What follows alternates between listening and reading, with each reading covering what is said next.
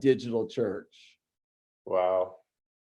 5 weeks, and man, it's gone by fast, but yet I think there's a lot of people that miss the physical church. Just minutes, not very long, and minutes, not very long. Sorry, that was my own tech issues. Keep going.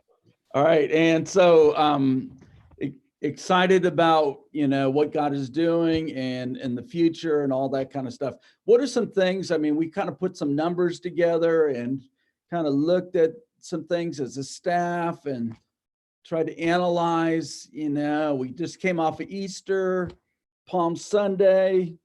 I think the first week we didn't have church online.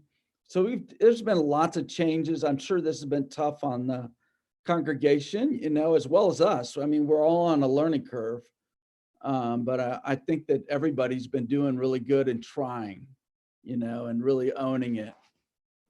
What are some things that we need to that we've learned from all of this? There's just so much we could learn.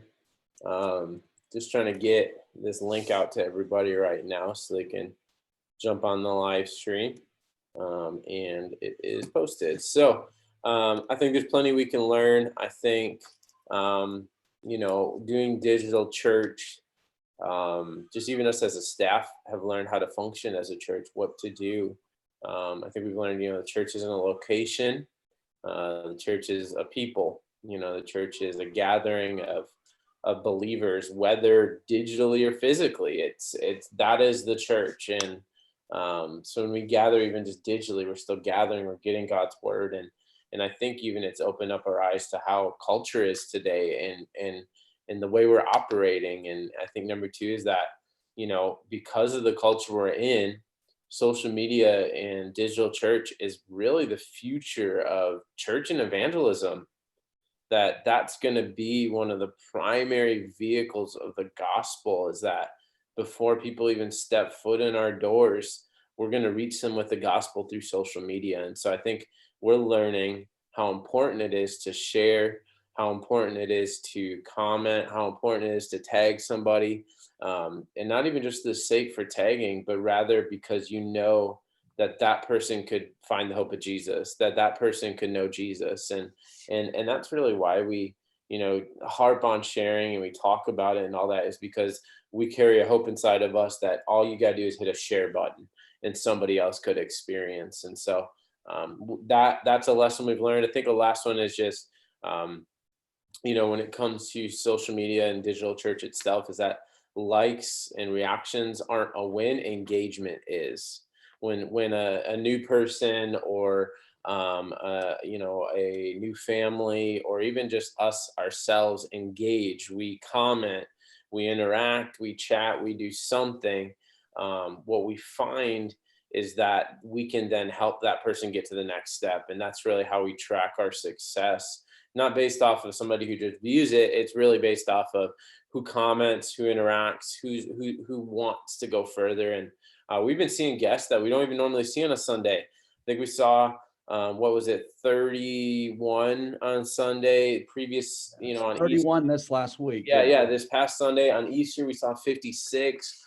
So people are being reached with the gospel. So if you ever feel like you're like, man, City Church is just spamming everybody because we're sharing everything, maybe, but I think people are finding Jesus, and that's what's really important. And they're finding the hope of Jesus in such a hard, tumultuous time. And so those are some things I've been learning about what it looks like, how, and even just how do we be the church together? It's completely different. We got to be almost over and above loving, over and above commenting, over and above interacting, just to go all out to show each other we are the church together. And so those are the things I've learned. What have you learned from this time of just being the digital church? Yeah, I mean, I haven't been a big Facebook fan or person that's been on Facebook a lot, and but it's forced me to recognize if I am going to reach people, I've got to speak the language. I Mhm. can't say, hey, you know what, I'm too old to learn anything, or I can't say, hey, you know what, it's too much to Mm. try to keep up with people to do something. I need to be on it. You know what? I had the opportunity to see my dad come for 3 weeks to church. Never been in church before in his life. And he said, you know what? When the coronavirus is done, are you guys going to keep doing this? Because I want to come to church every week, Wow. and to the online He's in church. Florida. And he's in Florida. And there are other people throughout the United States that are connected to other people in our church that are being reached right now that don't go to church, but they are coming. There are people that we've been praying for as a church. There are families in our church that have been praying for years, and these people are showing up and watching the services. My Yeah. neighbor just watched the service, told me we've been working on for a long time, and they told me uh, yes, Sunday, when is the next service? And we gave them the link, and so Sunday night watched it, called Joy up the next day, talked to her for about an hour about the service, and was just so excited about it. And they've never been at the service. They served at City Marketplace, but Mm. we've worked on them, we've prayed for them, and so God is moving. God's doing some things. And I mean, lots of things. Yeah. And yet we can't negate the importance that the church is not just in the building. And we got to get over that. The church is, in fact, I know one church says church starts when the sermon's done. Mm. And when the sermon is ended, that's when church starts. And Good. it's really when we go out into highways, byways, when we go into our world, that when we're on Facebook, that's when church happens. Yeah. And so I think that's one thing. I think trying to really think about the idea of trying to create the chat rooms where we chat, and we're doing chat host and trying to get other people involved. How do we create a warm atmosphere, but a spirit-filled atmosphere Yeah. in that setting? Like when there's lots of comments, people have a tendency who are new to throw up more likes, to throw Yeah. up more comments, to be more open to even responding, hey, I need prayer or whatever.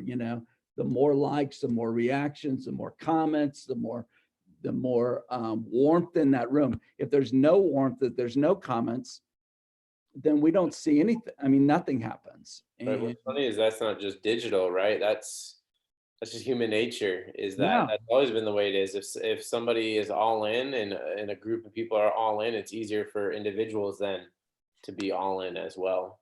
right. When there's a room full of people and nobody talks, Nobody can talk. that's a terrible setting. Mhm. It's the same thing in a digital world. Is one thing that we're learning is the church. When we come to church, we need to be ready to minister Yeah.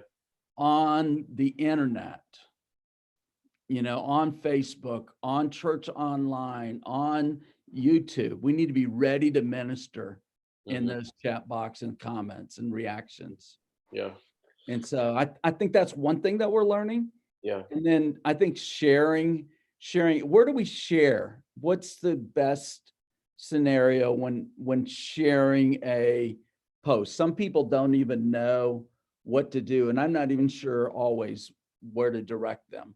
Well, I mean, there's multiple different ways to share. If you're speaking just to Facebook, Yes. all you go do is you hit the share button, and there's a bunch of different options. You can share now, and then it sends right to your timeline. You can send in Messenger, so you can pick specific friends. Even a way to share is to start a watch party, and we'd love to give you training on that if you'd like to do a watch party. I think one of the best ways that people can share this is if they know people, they know friends, they know families that could hear the hope that's spoken, the worship, whatever, in a service, that they take that YouTube link or whatever, or that Facebook link, and they send it to them physically. I think that will reap so much benefits if people just started to do that. It's easy to do the just share on your timeline, but when you send it personally, either on Facebook Messenger or even through text, I think that or email or whatever, I think that has much more of a likely win. People think, oh wow, they're being intentional with me, they want me to see this, and then they might respond to the gospel. But I guess primarily it's sending the link to somebody, it's sharing it onto your timeline, or sending it in Facebook Messenger, is what I think. Yeah, The I ways to think, share. I mean, we're planning to do a watch party with my dad, Yeah. and my brother's going to be a part of it, his wife, my wife, and it's just going to be us, and we'll be able to discuss things, ask questions, different things like that. And I'm just really looking forward to that, as it's coming up. And Yeah. I think that that's the value of a watch party, is being able to communicate more than just Yeah. what they get to hear, Right. but that share, that I think, really appreciate that. We probably don't really have very much time. What are some upcoming things that are right now? I mean, we're really concerned about, we're going through a transition maybe. I mean, I don't know. A lot of other states are opening up. Right. Evers put out May 26th, but he did say also, That I could don't know, change. something about if we get 14 good days, Right. then maybe we'll go to phase 1. Right. It's a bunch of what ifs, right? It's a bunch of who knows and what ifs. And I mean, I'm in my own bedroom in a two bedroom apartment. So talk about getting a little stir crazy sometimes. I can't imagine people with young kids. I have a baby, but homeschooling, God bless you. But I'm just interested, even, yeah, what are we doing as a church? Because they have phase 1, 2, and 3. What are we going to do that we're prepping for physical church? What are our phases? I'm curious to hear from you on that, PC. Well, I think, we're just, those some things that we're brainstorming. We recognize, I mean, there's some people that just come and sit in the parking lot because they miss church. And we do own the thought that church is not the building, it's the Yeah. people. Yeah. And so, but there's some things coming up next week, not this weekend, but the following weekend. We're going to do kind of like drive-through, kind of like you drive through Culver's to get your food. You go up to the window, you order, we're going to do a drive-through prayer. And the pastoral staff and a couple of the prayer team are going to be out there. And May 3rd. We're going to do it right after second service. We're going to do a drive-through prayer. Come and put in your order to God, and we're going to pray and believe in faith that you're going to get your answer. And how much does it cost? It's free. Bill. Yeah, it's free. It just takes faith. You got to turn that key and come over to the church. Cost of gas. And so anyway, that's a movement that's going around the country. We're going to try that next week. Good. Next Sunday. Good. And that's on May 3rd. On May 10th, we wanted to spoil our moms because we love our moms. I know I love my mom. But we wanted to spoil our moms and do a drive-in live service for Mother's Day. So the 10:45 a.m. service on May 10th, we're going to do a drive-in service where you come, you stay in your car, you drive up. We're going to have people to pray for you. We're going to have stuff for your kids. We're going to have a live service outside, weather permitting, obviously, which still Wisconsin. It might snow in May. You never know. Yes. But weather permitting, we're going to do it. We're going to have a live service, just a 10:45 a.m. service. You can drive up. We'll have somebody bring you to where you're going. You'll stay in your car and listen in. And so we're super excited about that as well. That's our transition. You know what I mean? We did digital and we're still doing digital. And then we're going to slowly transition into getting back together. Yeah. So we'll still have the live stream on that Sunday. Yep. Every Sunday. Mm-hmm. Yeah. So every Sunday, we're never quitting live stream. Nope. We're going to keep on going. But we'll still do live stream services. but we will do a live outside drive-in service. Yep. I remember going to the drive-in movies, and having my popcorn and my blanket and hanging out with my fam and watching a movie, but this is going to be being a part of a service. And I think you can honk your horn for amens and put on your, hazards for emergency prayer. lights if you need prayer or something. Yep, that's good. It'll be at City Church. So those are just some things we're starting to, as we're going back into. We have our own phases. Obviously, even with Evers, it's not like we're going to be able to gather right away, just like that. So stay tuned for even more ways that we're going to continue to gather. We got some online small groups still happening. We're still going to be doing live stream every Sunday, even after we can gather. Is there anything else you wanted to tag on, PC, and wanted to talk about? No, I think I'm running out of time. I need to get to my group, my small group. But, I think the main thing, if you have technical problems, just knowledge base, get a hold of us. We want to serve you. If you can't hear the service and you don't have a computer and you're with somebody right now, or somebody, we have a call-in line. We want to help them to get connected, at least to hear the service, because we're a church and we need to be together in this process. So encourage you to be a part of that. All right. Well, thank you guys. God bless. And yesterday was Taylor and Natasha's anniversary. 3 years, guys. 3 years. So 3 years. happy anniversary.